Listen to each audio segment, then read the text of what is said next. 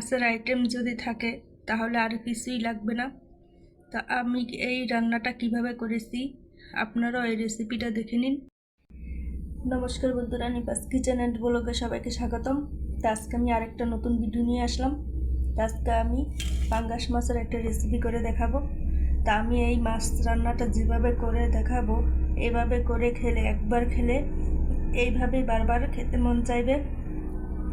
তো আমার চ্যানেলে নতুন বন্ধু হয়ে থাকলে চ্যানেলটি সাবস্ক্রাইব করে আমার পাশে থাকবেন, আর ভিডিওটি স্কিপ না করে সম্পূর্ণ দেখে নেবেন আমি কিভাবে এই রান্নাটা করি। তো আমি এখানে 5 পিস মাছ নিয়েছি, আর এই মাছ রান্না করার জন্য যা মশলা নিয়েছি তা হলো পেঁয়াজ কুচি, এখানে নিয়েছি আদা, রসুন, জিরা আর শুকনো মরিচ বেটে নেব। আর যে মশলাটা দিলে এর স্বাদটা বেড়ে যাবে তা হলো কাজু আর সাদা তিল, এগুলিকেও বেটে নেব। তা এখন আমি মাছগুলো ভেজে নেব। তো কড়াইটা গরম হয়ে গেছে, এবার তেল দিয়ে দেব।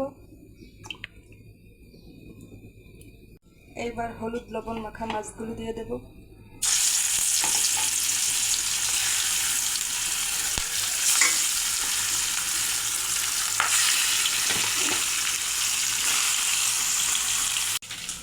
আস্ত ধনিয়া আর জিরা ভেজে নেব।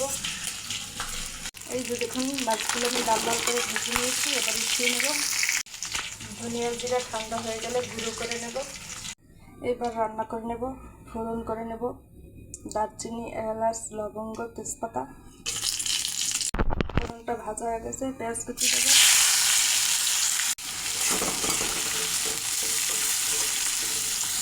বাটা মশলার সঙ্গে হলুদ গুঁড়ো দিয়ে দেব 1/2 চামচ, ধনিয়া গুঁড়ো দিয়ে দেবো 1/2 চামচ। পেঁয়াজটা আমার ভাজা হয়ে গেছে, এখন মশলা দিয়ে দেবো।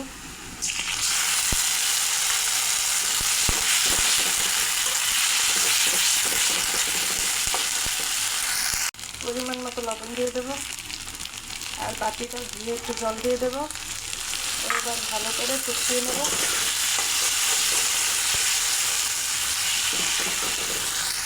এই যে মশলাটা কষানো হয়ে গেছে, এবার বেটে রাখা কাজু বাদাম আমার তিল দিয়ে দেবো, জল দিয়ে গুলিয়ে দিয়েছি। এবার আরেকটু কষিয়ে নেব।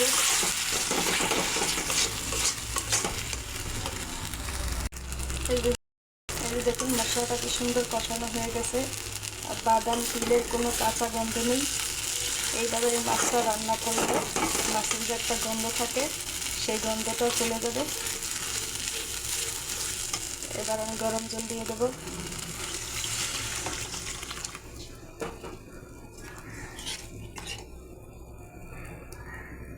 এই যে দেখুন ঝোলটা ফুটে গেছে, এবার ভেজে রাখা মাছ দিয়ে দেবো।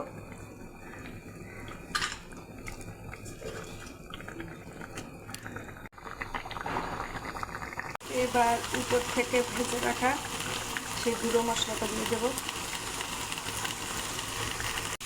এই যে মাছের গা থেকে তেল বের হয়ে গেছে, তো রান্নাটা হয়ে গেছে।